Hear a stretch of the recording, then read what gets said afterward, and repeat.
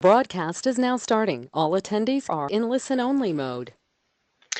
Well, welcome everybody. Today we have NJSL presents Useful Electronic Genealogy Resources. My name is Andrew Dauphiny and I'm the Instruction and Outreach Librarian here at the New Jersey State Library. Our presenter today is Regina Fitzpatrick, who is our Genealogy Librarian. She also worked at the New Jersey State Archives, so she is extremely knowledgeable when it comes to all things genealogy. So, Regina, you can take it away. Alrighty.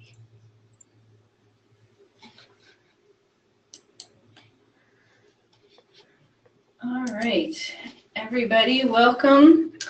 My name is Regina. I'm the genealogy librarian here at the State Library. As Andrew said, I also used to work at the State Archives. One of the things that people have requested most from me is kind of an orientation of the website and how to find things on the website related to our genealogy collection and electronic genealogy resources.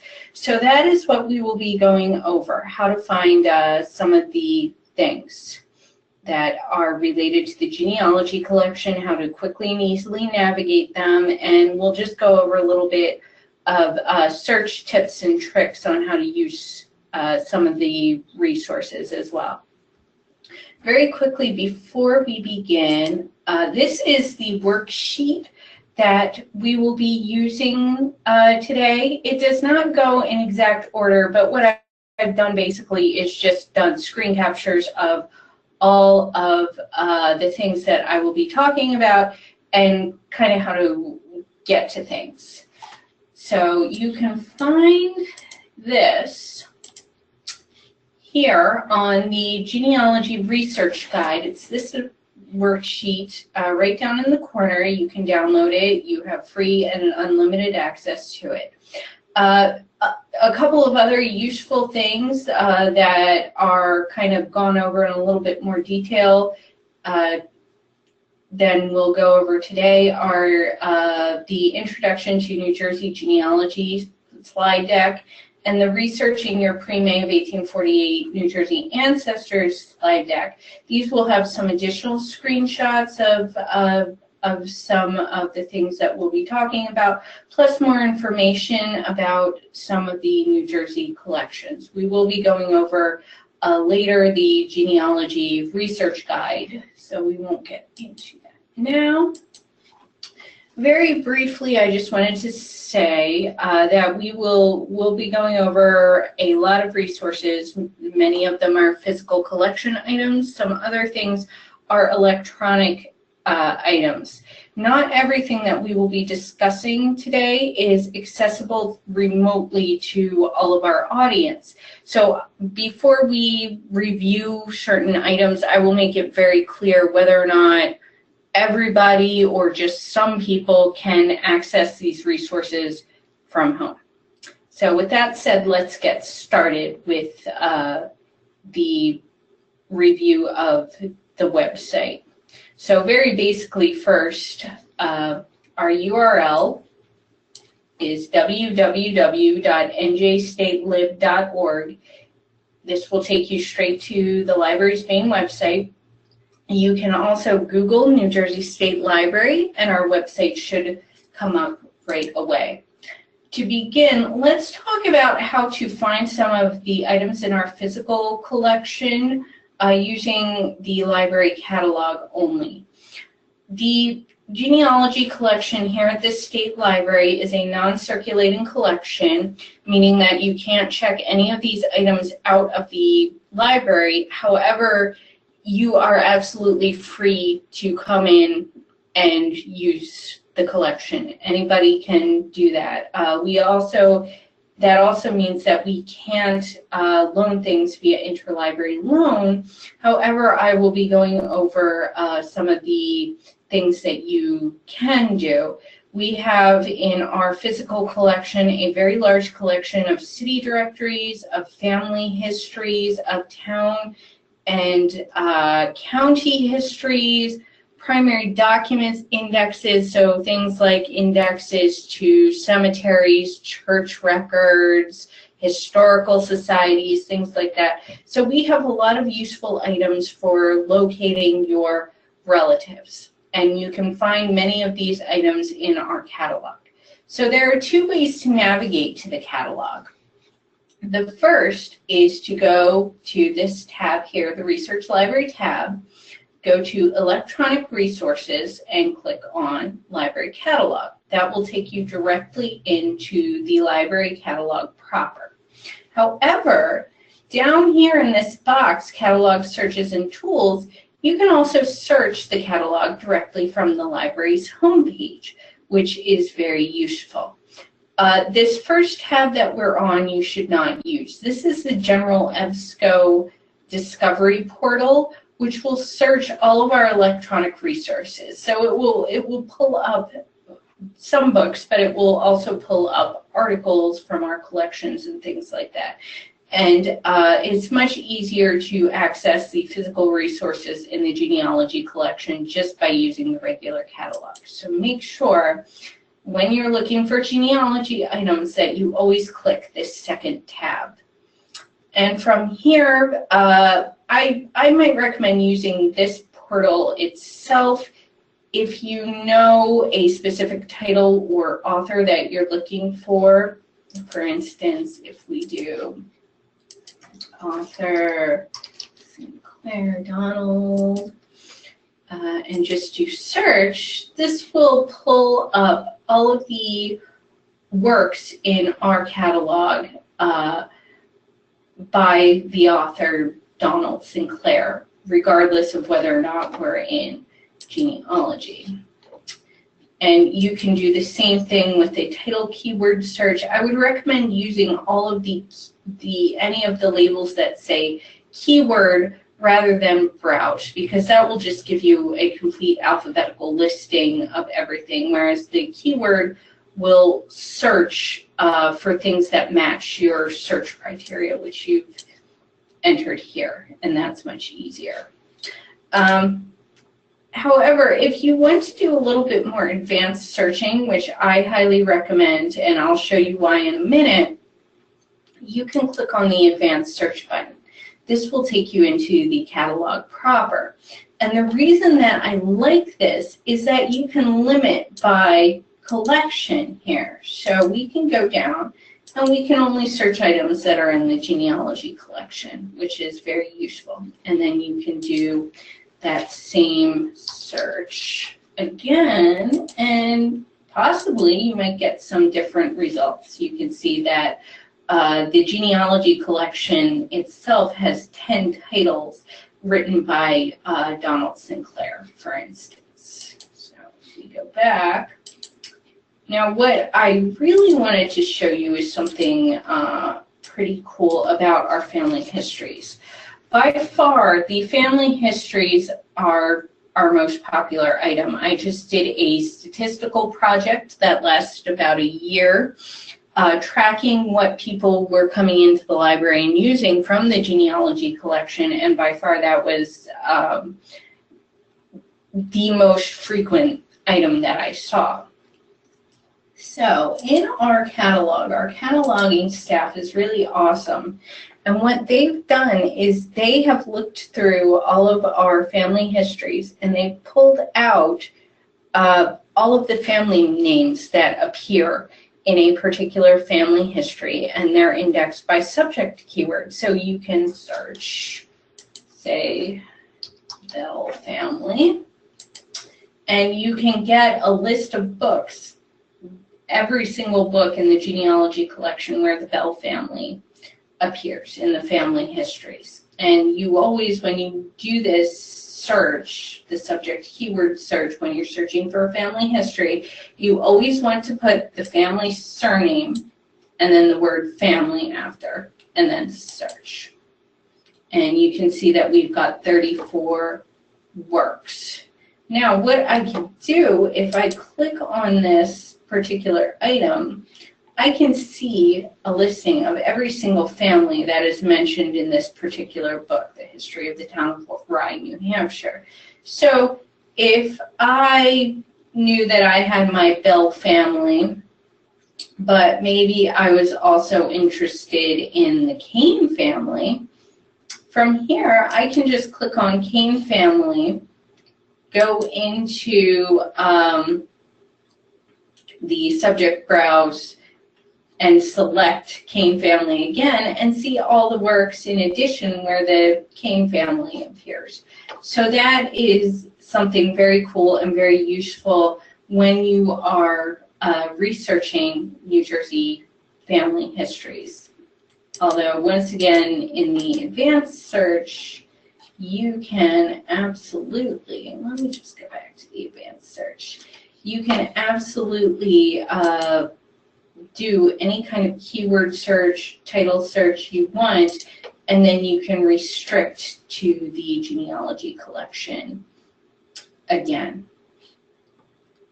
So, and the catalog is completely accessible to you from home. There are no restrictions on use. You can come in, you can do work before you come into the library if you want to look up family histories and see what we have. If you're looking for a town and county history and you want to see what we have in the genealogy collection, you can do all of that straight from home.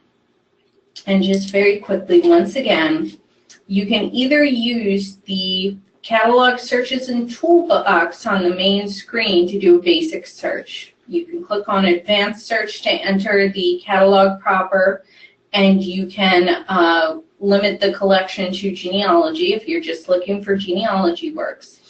And then you can also access the catalog by going into Research Library, Electronic Resources, and Library Catalog. Now, one of our other major collection items is our city directory collection. I would say that is a popular and frequently used item, and we do have an extensive holdings list of the city directories. The city directories you will not find in the library catalog. They have their own separate catalog, which you can navigate to here. And once again, the city directory catalog is completely accessible from home. You can save and download. It's in a PDF file. You can save, download it, so you can search it whenever you want. You have free and open access to it. Anybody can access to it. You don't have to be a New Jersey resident or anything like that.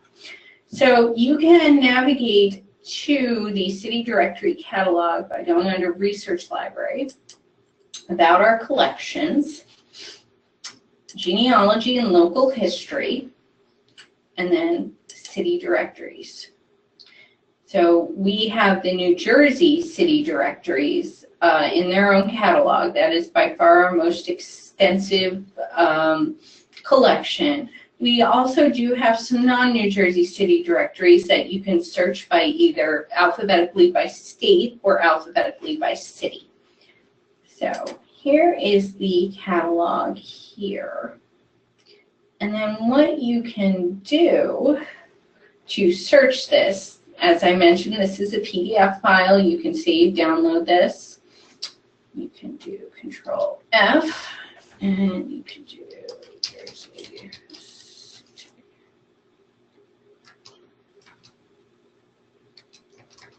So you can go down, and we can see, for instance, all of the holdings for Jersey City, New Jersey, which we have from 1849 to 1925, as you can see here. What I would recommend if you were looking for somebody who lived in a smaller community is to still do the search in this catalog, because sometimes we have a group of small communities that are grouped together to make up a city directory, especially if they're clustered close together. So for instance, Asbury Park, as you can see, which is a shore town in Monmouth County, also has several other communities grouped together under this particular city directory. So it's definitely worth checking for something like that. Now, you'll notice in the city directory catalog that it will give you the name of the town, the date, the title, and a call number, essentially. So there is a key at the beginning of the city directory catalog that lets you know what the call number means. So for instance, I know that this particular resource is on a roll of microfilm, and I can see that this particular city directory is on microfilm on level 4 in the genealogy room, for instance. So that is the city directory catalog. In addition to finding it from Research Library about our collections, genealogy, and city directories, I have a direct link to the city directory catalog page on the genealogy research guide, which once again we will be going over. And once again, both the library catalog and the city directory catalog are resources that are freely available to anyone. You can use them remotely. If you're interested in coming and visiting us, I would highly recommend using either one of these resources ahead of time so you can see what exactly we have in advance. Now, in addition to our physical collection, we also have a number of electronic resources which are going to be highly useful for researching genealogy. We have a number of subscription databases, and this is kind of where we come to some access issues if you are a member of the public. So if you go to Research Library, Electronic Resources, and Databases, you can see a complete listing of library databases. Now, this part of the library website is completely accessible to anyone. So you can see all of the databases that we subscribe to, and anyone can come to the library, sign into our computers, and use these databases on site. However, many of the databases we don't have remote licensing for, meaning that only state employees and Thomas Edison University staff and students can use remotely with their library card. So most members of the public will not be able to access these databases remotely. However, as I said, you can absolutely come into the library and use these whenever you want. We have over 200 databases in our system. Many of them are general reference. They're excellent for finding academic articles, things like that.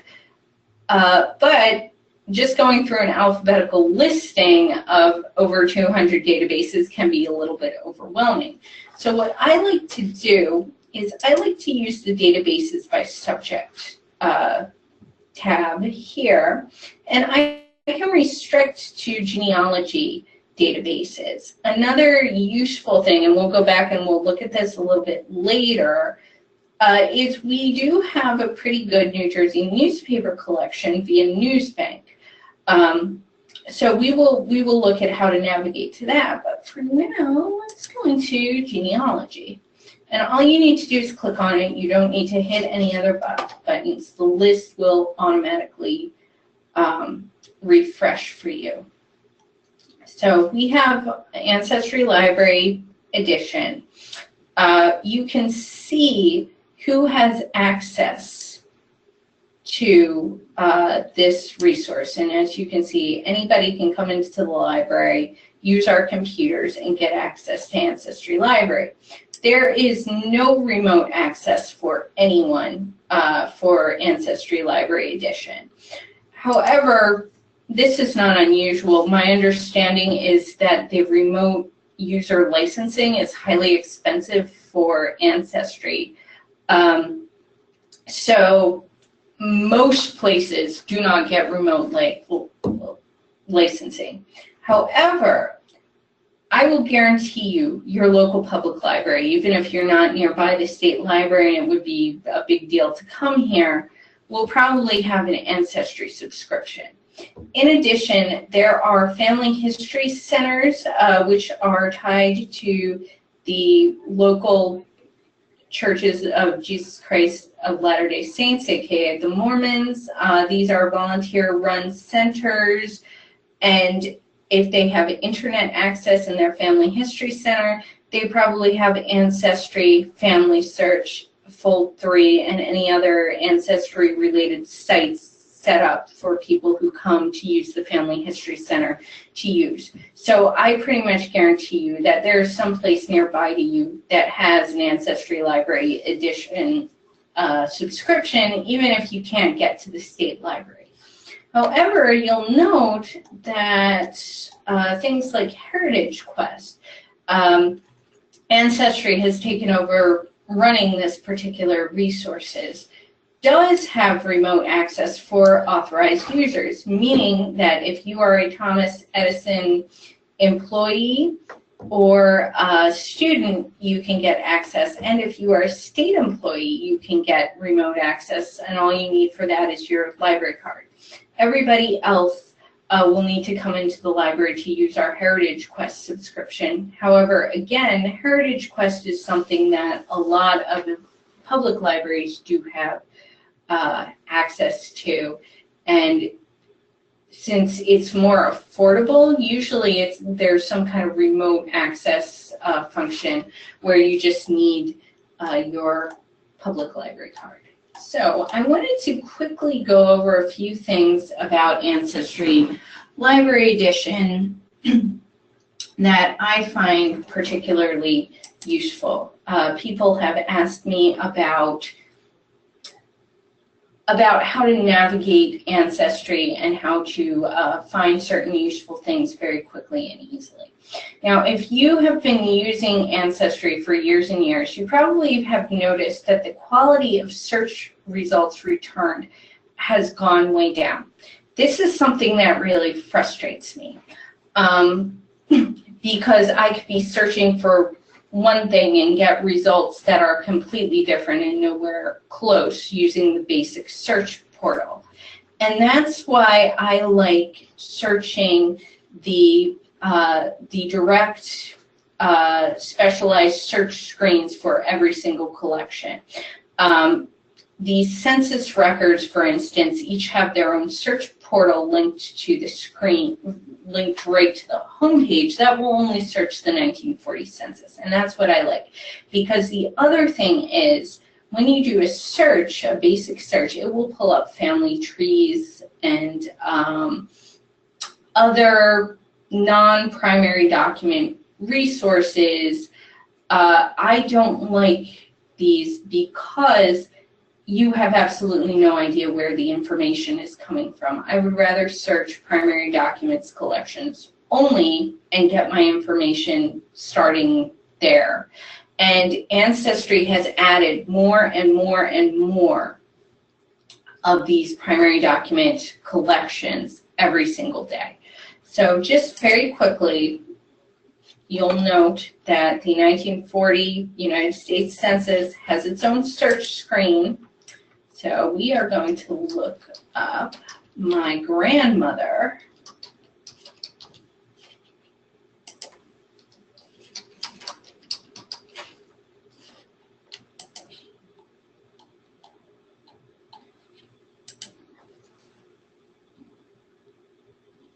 And there she is. I like this because you are far more likely to get the results that you want very quickly and immediately, and you won't have to dig through a bunch of stuff to find the record that you actually want. So if you know that you're looking for a census record, I would highly recommend using these customized search portals rather than just doing a general basic search. My granny, by the way, is still alive. She's 93 years old. She's doing awesome, and she was so excited that I was able to come in, get the census page for her, and she got to see her family. She got to see all of her neighbors who she remembered when she was living here, all that stuff. So that was super fun. So now these specialized search portals for individual collections aren't limited to the census. Ancestry has one for all of their primary documents collections. And the easiest way to access this is to go into the new collections. I highly recommend, rather than using the basic search, that you go into new collections, you look for a title of a collection, a place where you think that somebody might have been, and you search those individual collections screens, because one, that will give you a primary documents resource with as accurate information as we have for that person, versus looking on a family tree that might be unsighted, that might be incorrect, and may not have the information that you need to get yourself back to the next ancestor that you're researching.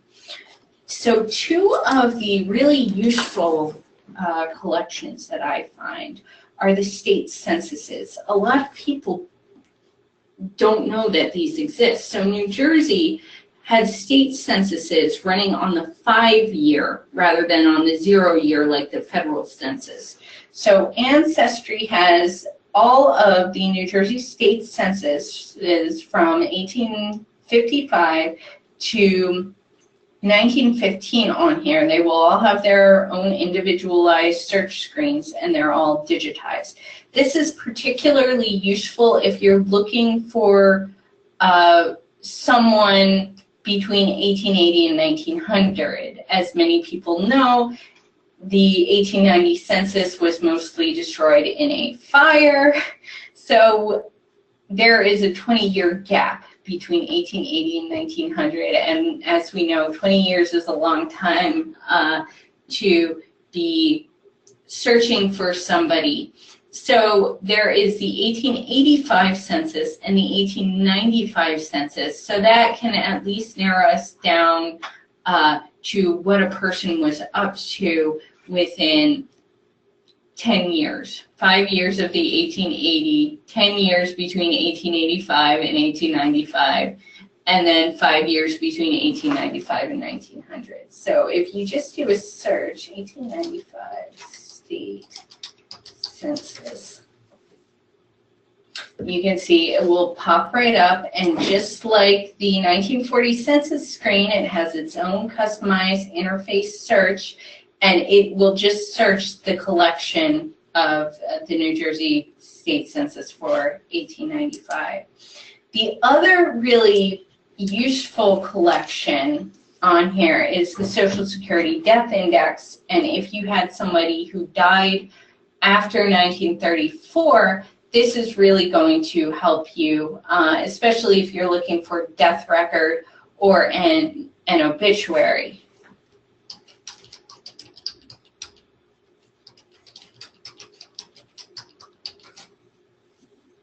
And this will usually give you, the Social Security Death Index will usually give you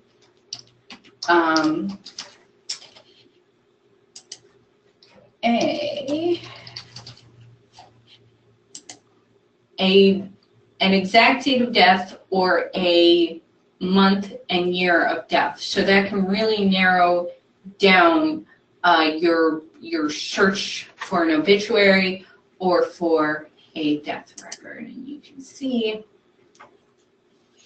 that it will give you birth date, death date, and where they were living at the place of death, or at the time of death. So that's something that is really helpful and useful. And then the final thing I just wanted to show you in Ancestry is, in addition to searching for a specific collection, like I said before, you can put in just a place. So if I wasn't sure what collection I might want to search, and I needed some ideas of what Ancestry had for New Jersey, I could just put in New Jersey under the title or the keyword, and all of the collections related to New Jersey records would come up here. This is really useful, and you don't just have to do New Jersey, because some places have more collections than others. You can see New Jersey had 49 and Pennsylvania has 204. So it's worthwhile doing this rather than trying to go in and use the basic search. Now, if I had gone into the card catalog, gone through a bunch of collections looking for my person and was just not having any luck, I might go back to the basic search. However, I would not just be using these 4 fields.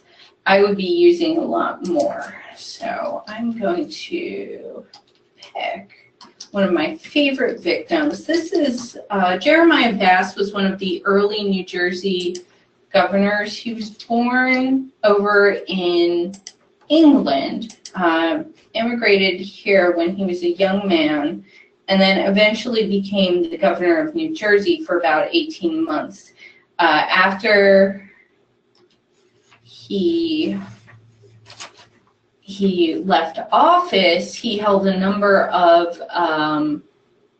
positions here in New Jersey, and he died here in 1725. But if I was looking for, right now, I'm very interested in him, and I'm working on his genealogy. So I'm trying to go backwards to his father, Richard, but he's just a fun example to use for this. So what I can do, because I know exactly who I'm looking for, is I can do some restrictions to my search to make the results hopefully more precise. And I know that I don't want to look at family trees because I find them inaccurate. And I know that since he was living in the colonial era, there probably aren't going to be any photographs of him. So if we do this search, actually, let me edit that. It is 1665. Let's see if that helps. There we go. Right. I'm not getting what I want here. Let's just do this. Let's see. Okay, there we go. So from this search result, I can see Jeremiah's marriage to Elizabeth Curtis. You can see that since I wasn't getting the results that I want, I can go back into the edit search function and I can make some changes to my search to get me closer to the records that I actually want. I can also come over here and I can make some adjustments, make things narrower or more specific in terms of what I want to see in my results. And then I can do an update and I can see what kind of records that I get that are related to Jeremiah Bass.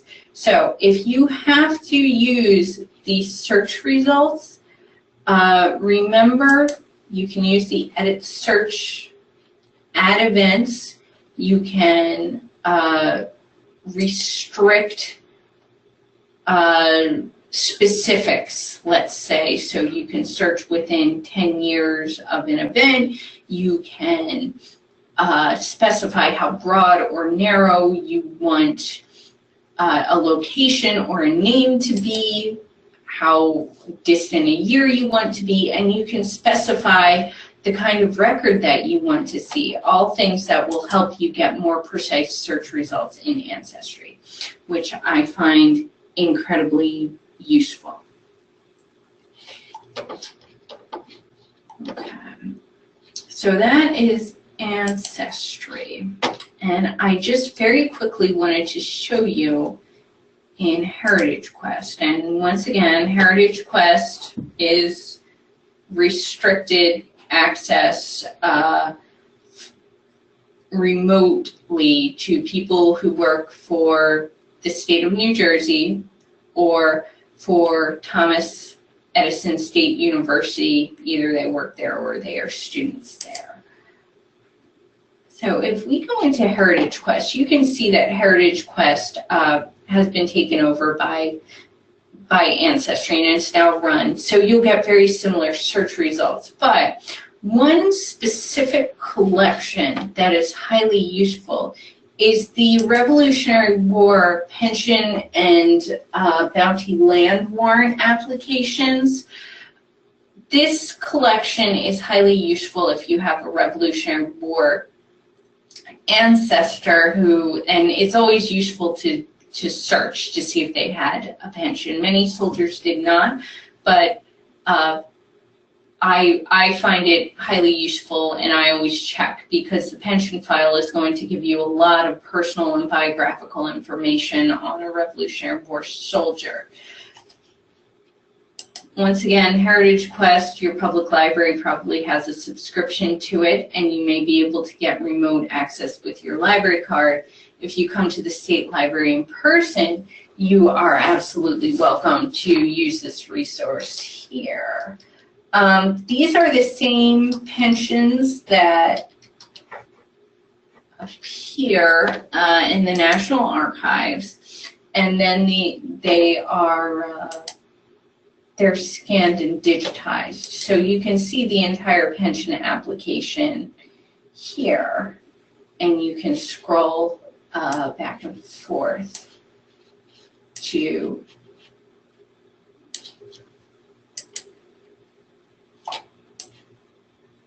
see the complete records for everyone.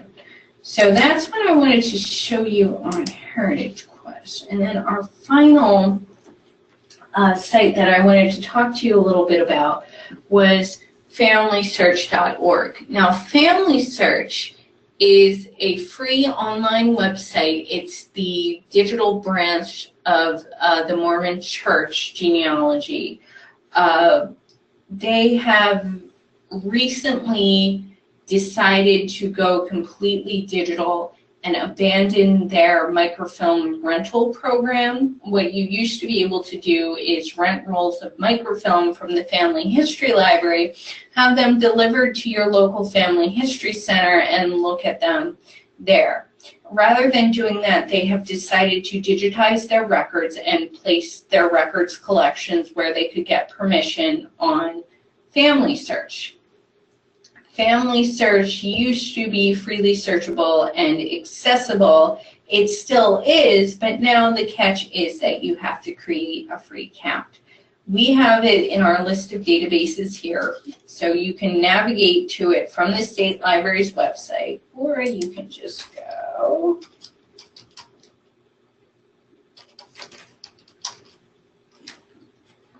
You can just go right to Familysearch. Those of you who are familiar with Familysearch will know that the basic record search results have many of the same problems as Ancestry does that I just described. So that is why I like to do something similar on Familysearch, and I would highly recommend that you do this too. So in order to see any records, any search results on the website, you have to sign in with your free account. I am already signed in, so it will just, oh, I'm not already signed in. I thought I was. Hold on just one second.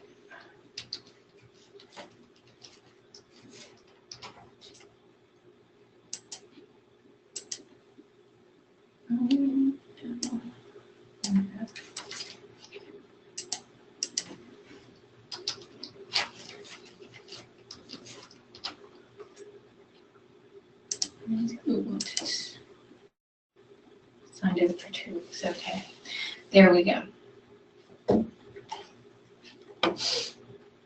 So once I am signed in, I have access to the full site. I won't be prompted. I won't be blocked from seeing certain images, although in some cases there are some collections where they require you to be at the family history, at a family history center or at the family history library in order to see certain collections. But for the most part, you should be able to access records straight from here and see the digitized version.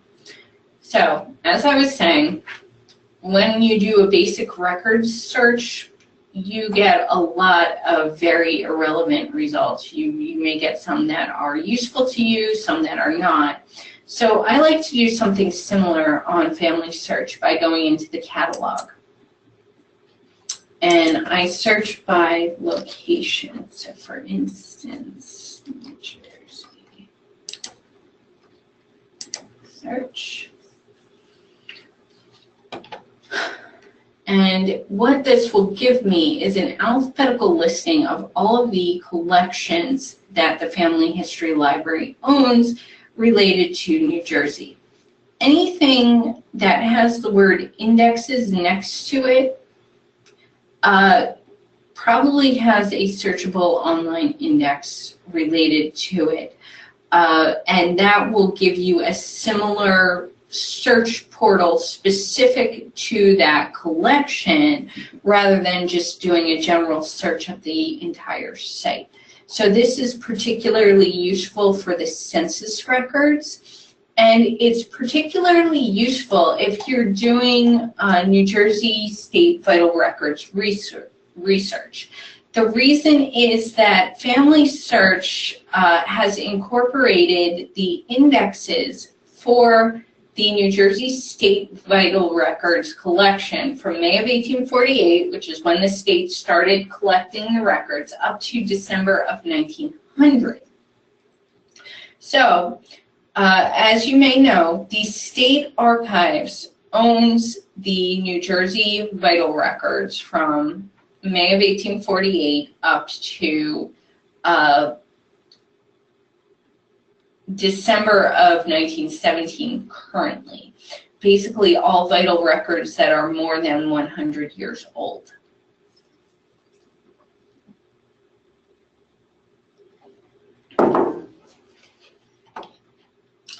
If we go into this index,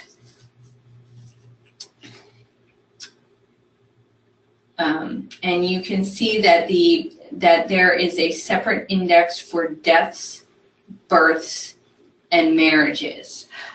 The indexes are an amalgamation of the New Jersey State Vital Records in addition to church records, other private records, family records, which detail birth, marriage, and death events. But this is still highly useful for determining whether or not the state archives might have a birth, marriage, or death record of interest for you. So for instance, if we go into the deaths and burials, you'll see that there's a link to search this individual collection. Now, in this case, this is not going to give you a scan of a death record. It will just give you an index page of that gives you a date of death that you can then say, oh, okay, I have this person's exact date of death. I can now order this record from the New Jersey State Archives. So for instance, John, whoops. Applicants.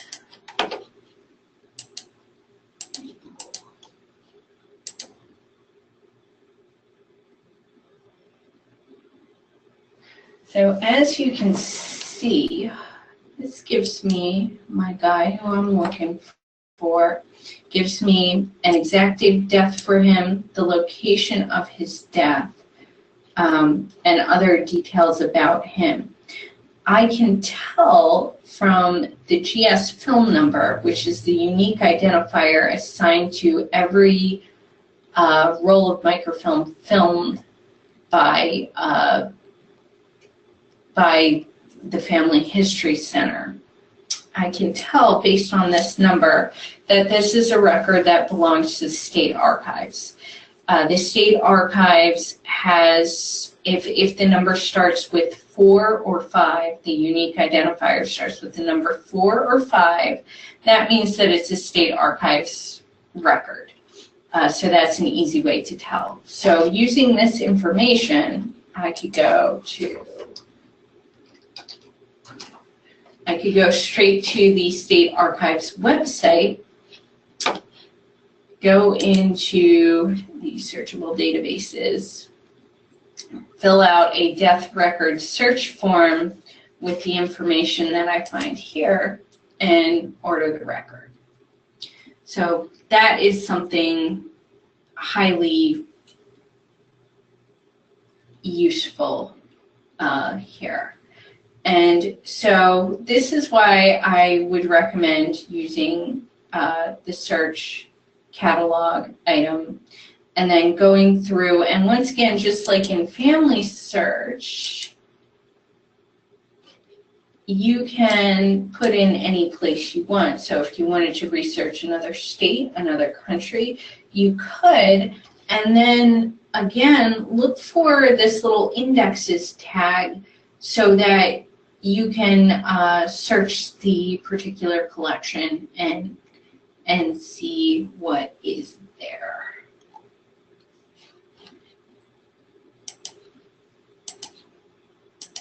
So, and then very quickly, the last thing that I want to show you are our research guides.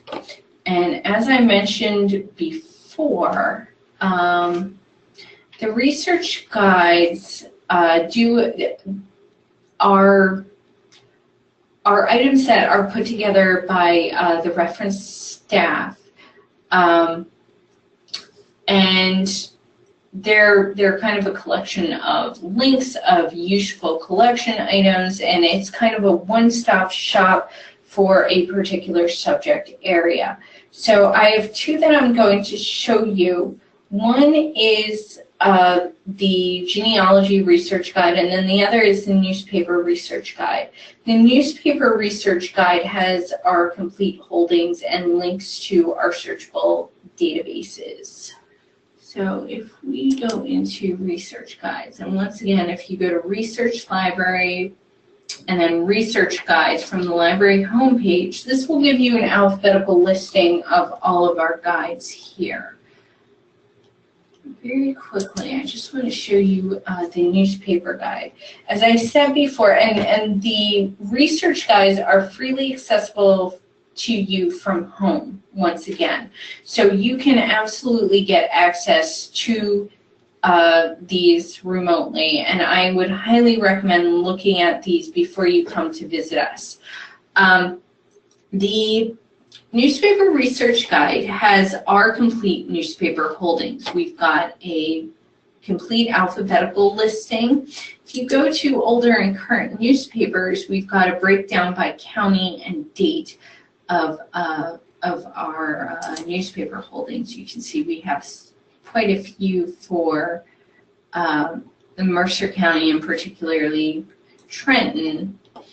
And we also have some additional resources here, including links to our databases. As I mentioned before, and I apologize that I didn't go into the database and show you, we have a link, we have a Newsbank subscription. Newsbank our subscription includes a lot of current New Jersey newspapers, and you can see we have them back to the late 90s or early 2000s in most cases.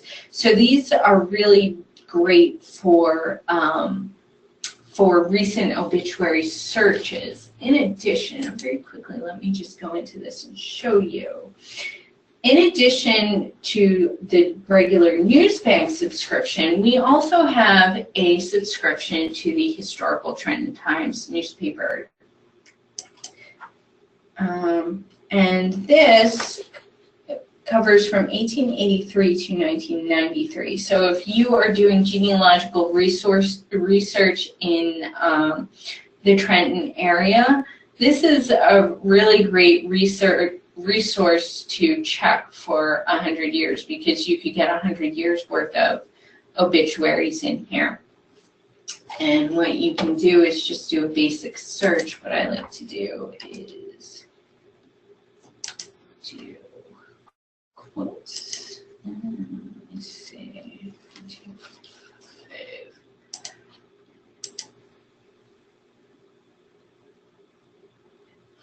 And then I can see any results that I want for this particular individual before 1993. So again, I would highly recommend, if you're doing any newspaper research, check this from home. It's freely accessible to you. Anybody can get access to this. And that's still in there, so I do have to go back. Whoops. Okay. And then the genealogy research guide is something that I have put together to help people do their genealogy. Again, I highly recommend checking this from home. It's freely accessible. I've tried to put together some useful guides and handouts for you. Once again, you can find the worksheet that goes along with this presentation here. I have past slide decks. I have flow charts. I have detailed guides. I have charts, all kinds of things. And if there is ever anything, any information that you feel that is missing, that you would like me to do an additional guide and post it here, I'm happy to take suggestions whenever you would like. So when I first started here, I was very confused about kind of what the state library had versus what the state archives had versus what the county offices had. So I wanted to put together a guide that would help disambiguate what the different repositories had for you, for genealogy enthusiasts to use.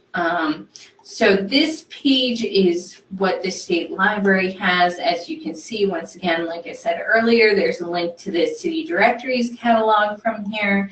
There's a link to our databases. I keep a listing of upcoming classes about genealogy that we're having here.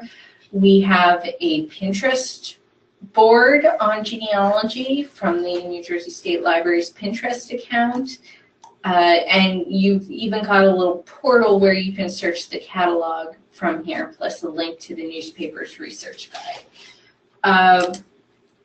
I have a page for the New Jersey State Archives, whereas the State Library has a lot of published secondary resources other than the city directories collection, which is by far our most popular and unique primary resource collection. The State Archives has the wealth of New Jersey primary documents collection. They are a completely separate entity from the State Library. We're not the same organization, so you need to call them for pricing and things like that.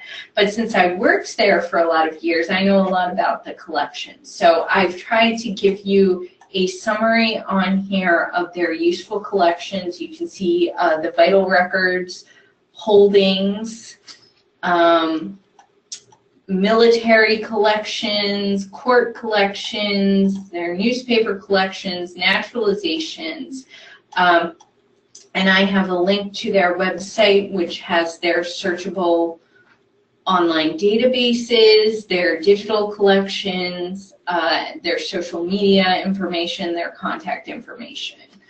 And I've done the same for the individual New Jersey clerks, county clerks and surrogates office. The county clerks and surrogates have deeds, mortgage, estate records, and what I've tried to do is where there are searchable online indexes, I've tried to link you to them so that you can do some searching. For example, if you're looking for a county deed, or if you're looking for a more recent estate index. And I also just have the founding of the county and the current county seat as well, which is some useful information. So that is the genealogy research guide. Once again, research guides are another resource that are freely available from home, and like the library catalog and the city directory catalog and Familysearch. Those are the resources that I went over that you can access from anywhere. I highly recommend using these resources. If anybody has any questions about the presentation, if you have questions about any of the handouts on here, or if you just want to talk some genealogy with me, I'm very happy to do so. Thank you all so much. Okay, Andrew, all done. All right, thank you so much. As you can see on the screen here, it has my email address here as well as Regina's email address here.